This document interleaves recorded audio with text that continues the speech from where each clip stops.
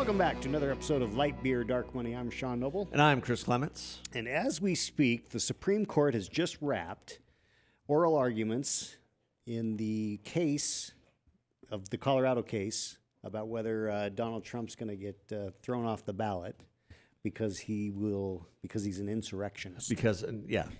Now, I listened to the oral arguments, and because that's what you do. I am a nerd. Because you can't, for the uneducated, you can't watch the oral arguments. Right. You can only listen to them. You can only listen to them. And transcribe them in your own way. Unless you're in the room.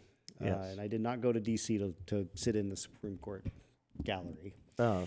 But it was a very interesting hearing. And, it's folly to divine what the Supreme Court is going to do. That's true. It is, lots of people have gotten a lot of things wrong when they try to do that. But my gut tells me that this is going to be a 9-0 vote against Colorado. Well, a lot of people are saying it has to be.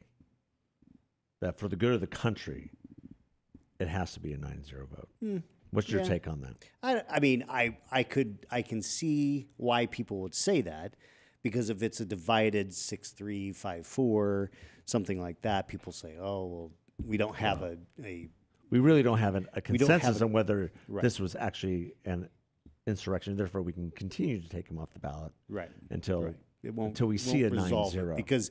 Because they'll say, well, the reasons that they gave, maybe some other state can deal with those, deficiencies in the case and come back to the Supreme Court. Yeah, something Supreme Court docket right now is very busy. Yeah. with regard to Donald J. Trump. I will say that the person I was the most impressed with the questions was Ketanji Jackson.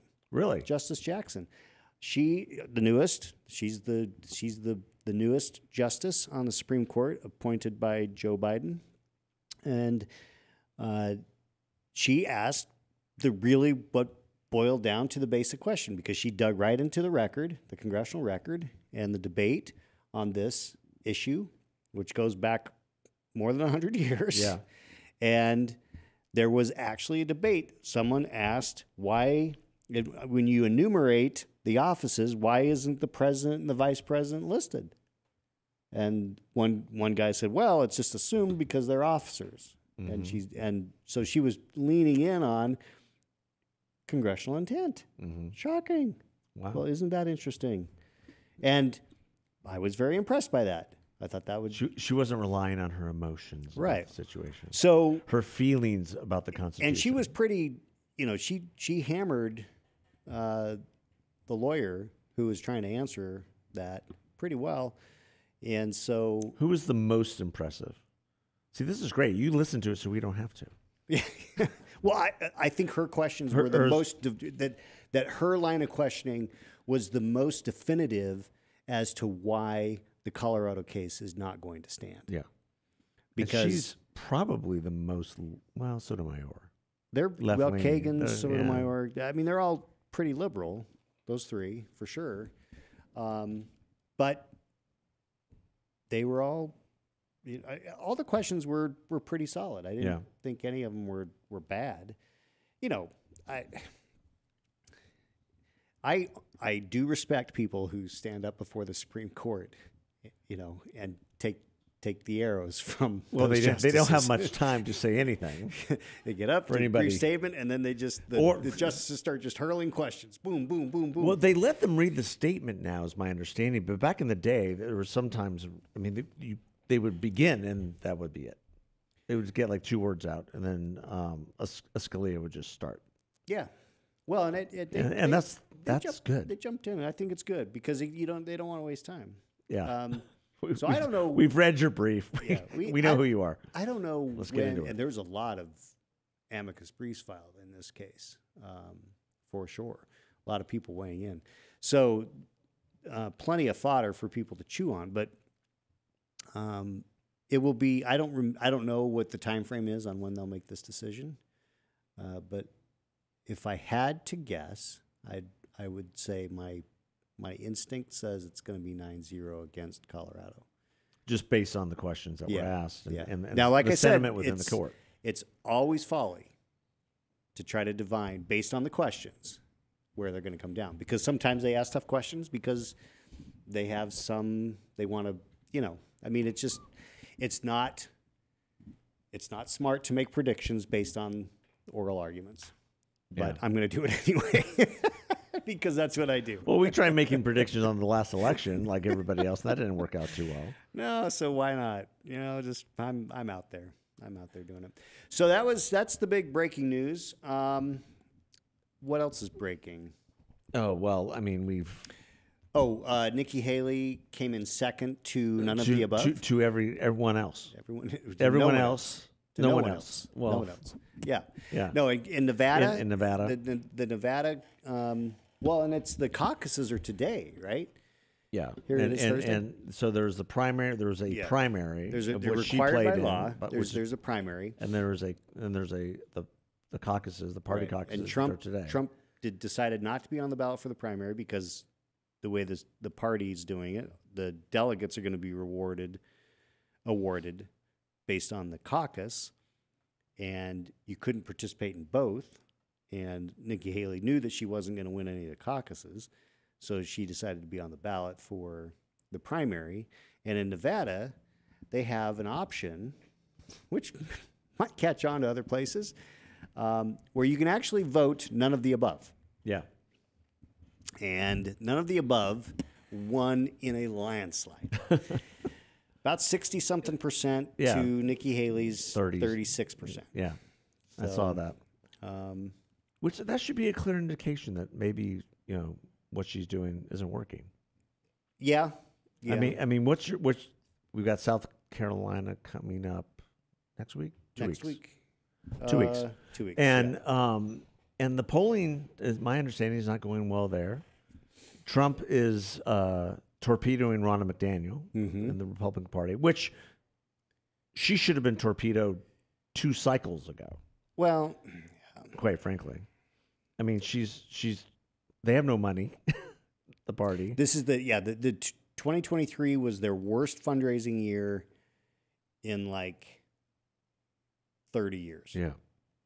So who do you think he's going to put in there?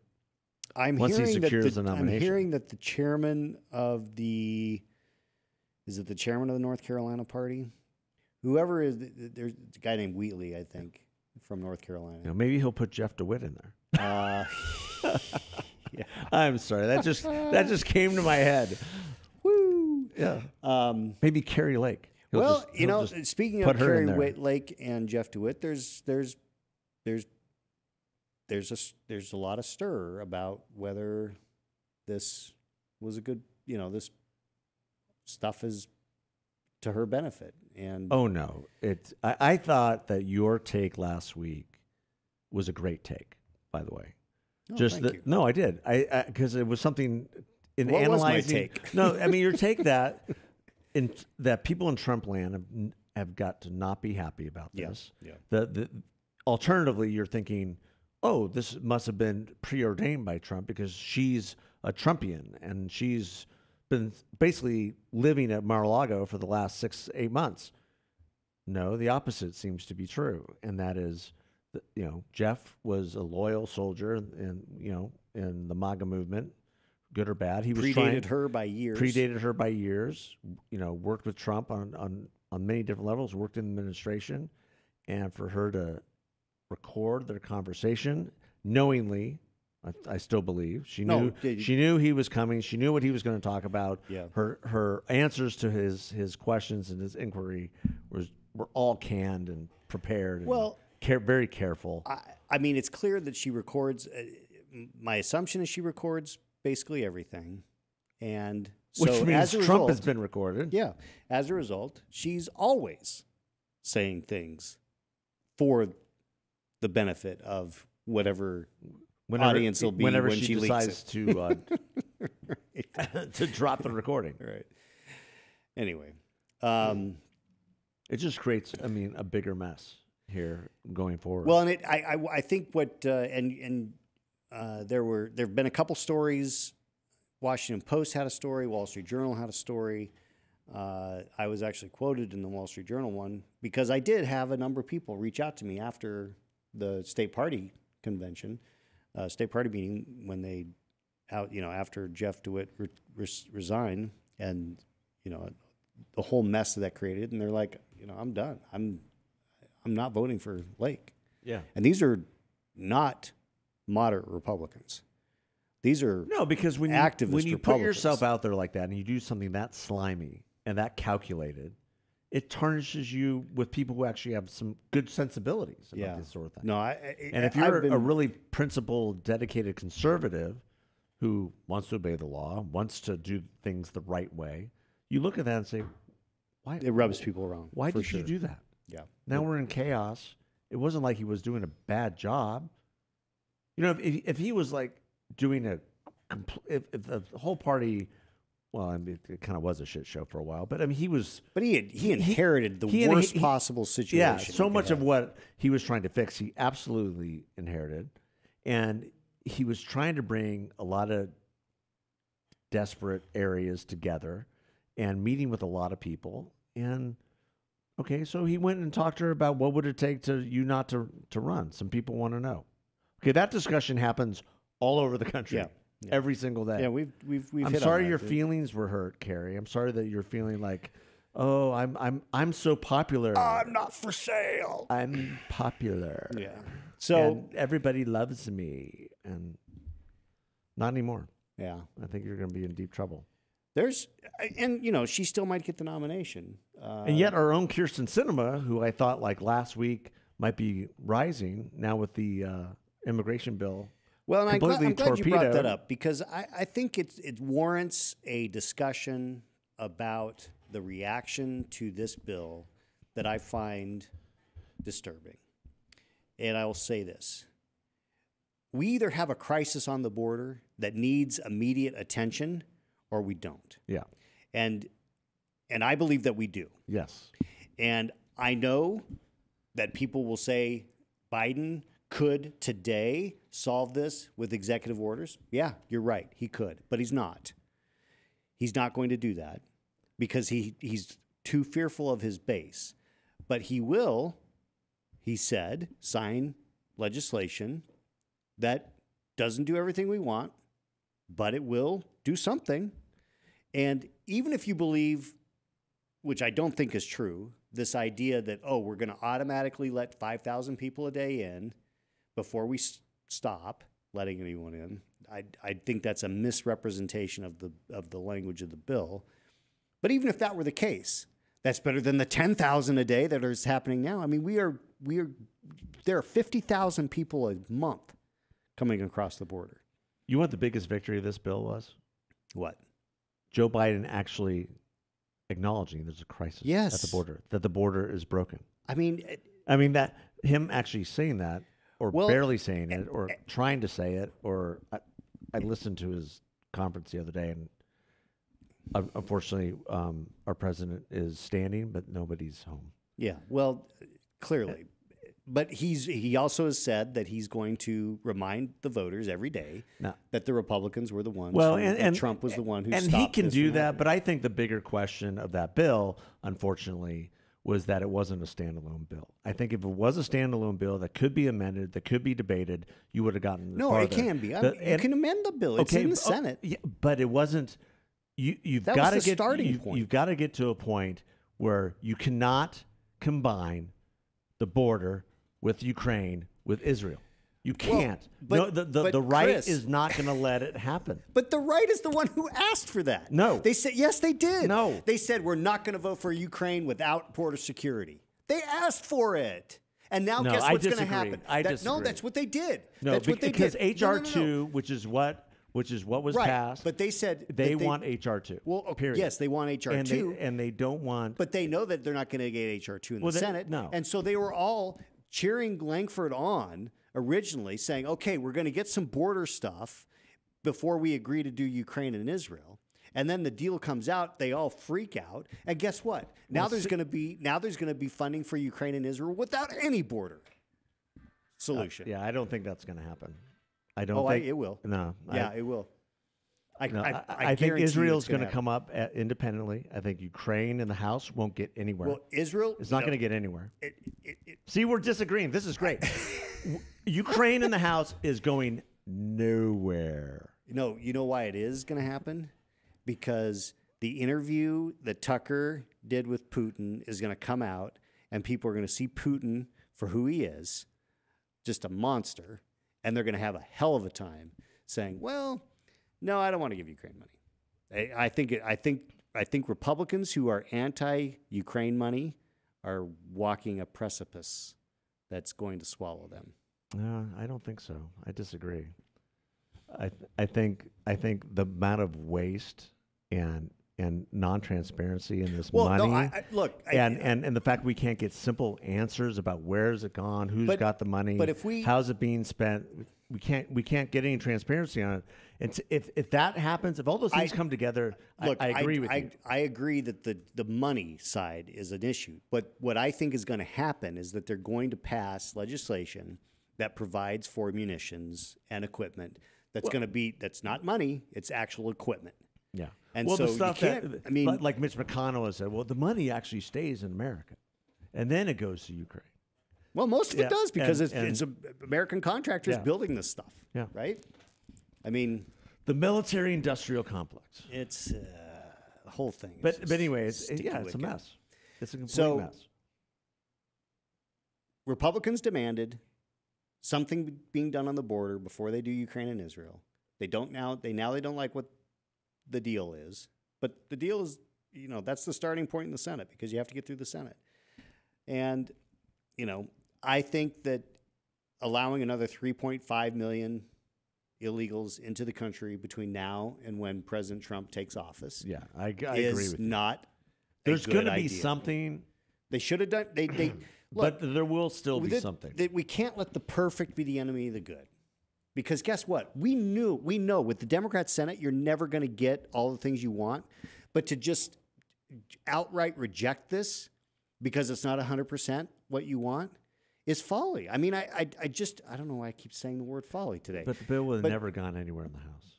But it could have. If we said, okay, I don't know. Even if it cuts the number in half. To 2,500? What? I mean, it's $50,000 a month. Get it down to $25,000 a month. Get it down to 10. How about that? Well, look, zero is what they want. Zero is what we all want. We want zero illegal immigration. But that's not going to happen while the Senate is in Democrat hands. So you either are serious about the crisis at the border or you're just politically what about the argument that this is actually that Biden was never serious about this bill? It was actually just a way. He said he would sign it. Because he was never going to act on any of the provisions in the bill. He was just going to use it as another club to beat up on Republicans. So if he's going to beat up on them now, they're like, we'll take our medicine now because it's a bad bill. Well, but it's not 100% bad. No, it's not 100%. No bad. I mean, no bill is 100% bad. There's good. There's more funding for Border Patrol. I mean, there's so many good things in this bill that it's worth passing just to get that stopgap until Trump takes office and solves the problem. What's wrong with that idea? Well, I mean, he had solved the problem pretty well. Right. I mean, give the guy credit. Right, I do. Which is why I know that he'll solve it again. And he had solved the problem by doing the things that Biden rescinded when he came into office. I totally understand that. But Biden's not going to do that unilaterally because he knows that the base will freak out. So he has to do it based on what bill is presented to him by the Democrats in the Senate. I mean, this is what governing is about. What's so interesting about what you're saying about his base is that so much of his base live in communities now that are being overrun. Yeah, I know. But my you look point at New York, you look at Chicago. My point is that Republicans are proving that we do not want to govern. Well, that we agree on. that we agree on. Finally. Yeah, that we agree on completely. Republicans are the party of how do we F this up even more. Rather than getting done what we need to get done. It does bother me that we have Republicans screaming about the border every single day, and then when we have a chance to do something, and I agree, it's not 100%, it's not 75%, it's not 50%, Maybe it's 25% of what we want. That's something. It's something to just get us to the point where we have Trump back in the White House. We have probably a Republican Senate, maybe a Republican House. Maybe a House. Senate, I think, for sure. But even then, Trump can do a whole bunch of good, as he did before, with the executive orders. So you're still thinking that Trump, excuse me, is the front runner? Not not Michelle Obama. Well, I mean, look, the Democrat. I'll be a broken record. If the Democrats had half a brain, they would put Michelle Obama on the ticket. Well, but they may not. It's gaining steam. It's gaining steam. You said it first. Maybe Ted Cruz said it second. Maybe he was listening to you. No, I don't. I doubt that. Ted Cruz doesn't listen to anybody. Nope. But I mean, it's even though I said it months ago, over a year ago now. We'll have to go back. We'll have to go back and figure out when we first raised this because it was a long time ago. It was. But it is. It's not genius because it's the only option they have. I mean, the only way to leapfrog Kamala Harris is with somebody more impactful, and that is Michelle Obama. The word salad, Kamala. Yeah. So you're saying, I mean, they should do the patriotic thing. Yeah. Well, and try to get it's this bill. patriotic. I think. I mean, the polling. So let's go to what is kind of freaking people out right now. Yeah. NBC does a poll on a fairly regular basis. I think it's every other month, and they've done it for years. Is this the NBC Wall Street Journal poll? That's been a staple for a while. Yeah, I don't know if it's I guess it could be the NBC Wall Street Journal, but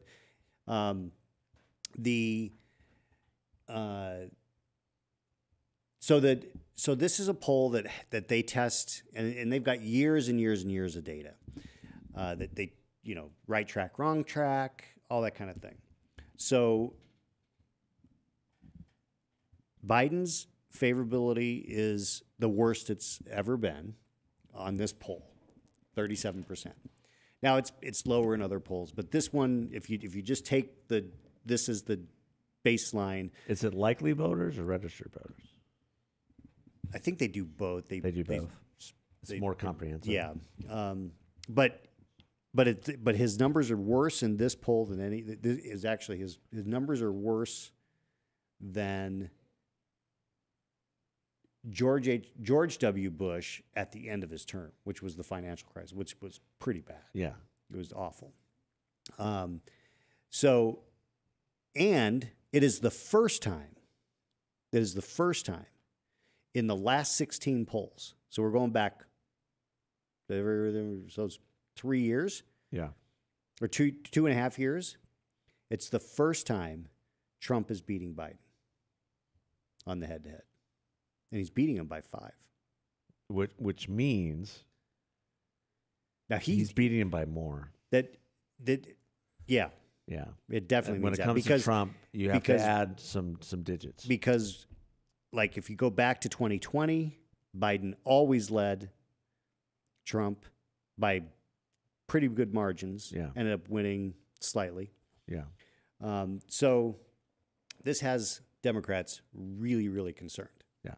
How much more lawfare can we throw at this guy? And people... Yeah, I mean, we've got to convict him somewhere. And all those cases are... It is rough. Yeah. So, I don't know. It's going to be an interesting... the other thing that's freaking them out is that they're now starting to actually figure out that third-party candidates are going to have some impact. Yeah, you think? Which we've been talking about for a while here. Yeah, as I well. know. I know a lot of Republicans who, if they have a choice, they're going to vote for RFK. Yeah, just because they can't stand either one. And if RFK, I talked to somebody the other day. They're like, if RFK's on the ballot, I'm voting for him. Why? And he probably won't win. He won't be on the ballot in every state. No. He's only going to be on the ballot in some states. Yeah. But the super PAC that's supporting RFK Jr. has announced that they've got the funding and they're going after being on the ballot in Arizona, Georgia, Michigan, Pennsylvania. and Pennsylvania. Yeah, so some big swing states. The- Wisconsin to that, and boom. And Nevada. I mean, those 4 may be enough. Yeah. And so Democrats are actually starting to put together some outside efforts specifically to fight against third parties. So they're going to go hard against the no labels guys. They're going to go hard against RFK Jr. They're going to go hard against Cornel West. Yeah, and I Jill was Stein. listening to some podcast last week with one of the no labels coordinators, and they're very, very confident they're going to be in a lot of states. Yeah, well, Yeah, no they're labels very, is they're very, very confident. They are actually they're already on the ballot. They already have a ballot line in a bunch of states. Now Yeah. RFK Jr. can only get on the ballot when he, because as an independent, but no labels has applied for party status in states, which is a whole different story. So how would that work? Would RFK try to switch over to no labels I don't think as they'd their take him. candidate? They wouldn't. They wouldn't take him. No, too controversial. Yeah. Now he might. I've heard rumblings. He was too much against Dr. Fauci. Yeah, I've heard rumblings that he might try to get on the libertarian line. Ooh. Well, that would be. I interesting. would like that, because if it's anybody other than him, the libertarian's likely to cut against Trump. Yeah. I mean, Jorgensen, who was a libertarian in 2020, made the difference in Michigan and Arizona Yeah. and Pennsylvania and Georgia. The libertarian cost Donald Trump the election. It wasn't fraud. No. It was a guy named Jorgensen.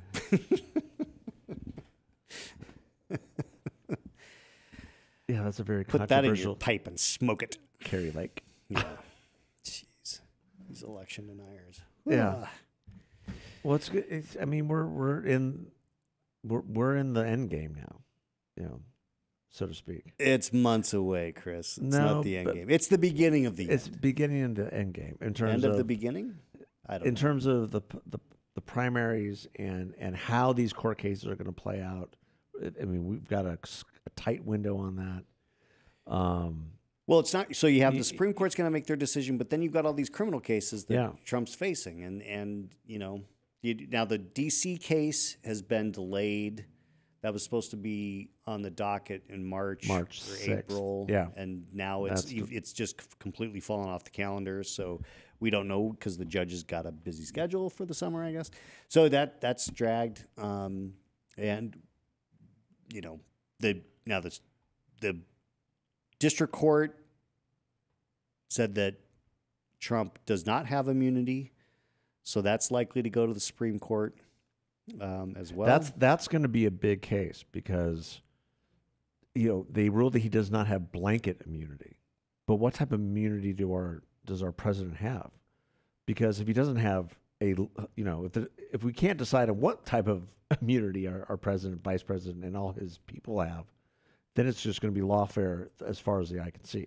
Maybe You I can don't prosecute know. Obama for drone strikes back in or George W. Bush or for George war W. crimes. Bush for war crimes, and it could just begin, and that is not where. Then we are a banana republic. Yeah, We're already. I mean, the argument that Joe Biden is prosecuting his opponent, which I think is true, just it blows everything up. Oh, the other thing that is coming up imminently is the report from the special counsel on the document case against Joe Biden. Which Merrick Garland delivered word yesterday, I believe. Yeah. That case has wrapped up, and we and expect the White House is scrambling because there's some things in there they don't want everybody to know. Well, I mean, there's going to be some pictures that show that these were not secured files. Yeah, But sitting next to the Corvette. Probably not going to be any. There's not going to be any prosecution, but I would argue, there should be. Well, Because he was a private citizen holding these documents for years. He had no business having them as the vice president. right. None. Right. Zero. I mean, Zilch. it's He was one the vice thing- president of the United States. He had no business having those documents. Mr. President, how did you get those documents? How did you get them out of the White House? How did you get them out of the old executive office building? Who gave them? I mean, those are all questions you want to ask. Right. Well, it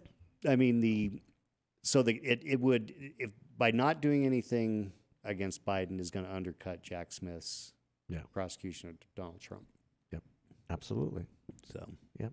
Absolutely. all right. Well, in terms of patriots, I just want to take a moment Oh, yes. to recognize a patriot that we lost this week, and that's the late, great Toby Keith. That's right. People forget in the thralls of, 9/11, how damaged our country was. And a song came out in 2002, 2003 that kind of encapsulated how the country was feeling. That's right. And that was courtesy of the Red, White, and Blue. Yep. So much so that the Dixie Chicks lost their mind and in the end, lost their careers. Oh, Because did they react to that? they reacted to that and called it and attacked Toby Keith on it. And Ooh, not smart. And the reaction was overwhelming, and their careers have basically not gone anywhere since. Yeah. And Toby went on to win multiple awards and had 30 number one hits, and Well, more importantly, and then recorded one of his greatest songs ever that he kind of ended his life with, and that's "Don't Let the Old Man In." yeah, but he did That he wrote for Clint Eastwood. he did remarkable stuff for the troops. I mean, Yeah. he really, he went out there. Yeah. So He we put record himself here in- at Star Worldwide Networks, which is Dave Pratt's, venture, and he had a great remembrance online the other day about Toby. Yeah. It seems like everyone loved Toby Keith who knew him. I know some people who knew him and went to his last concerts. I have such a regret about that. Like, what was I thinking? I should have gone. And it's just a sad day. Sad day Yeah. for the country. Sad day for country music. Because he was, like people have said, he was larger than life. Yeah, so much so I'm not a country fan, and I loved Courtesy of the Red, White, and Blue. And I actually loved it. I was kind love of a this bar. casual country fan until that album Unleashed came out, and I loved Who's Your Daddy. I loved every song on that album. I used to play it all the time, and I just became a fan. Yeah. And but I wanted to read, a word of advice that Toby Keith left us with that I've been just meditating on. And in that song, Don't Let the Old Man In, which he wrote for Clint Eastwood. And that is, try to love on your wife and stay close to your friends. Toast each sundown with wine. Don't let the old man in. Good Every day advice. matters. Yeah. Every day matters. Live your life. Yep, that's right. Well, folks, live every day as if it's your last. Yeah. And don't let the old man in. That's right. Thank you. God bless. Have a good one.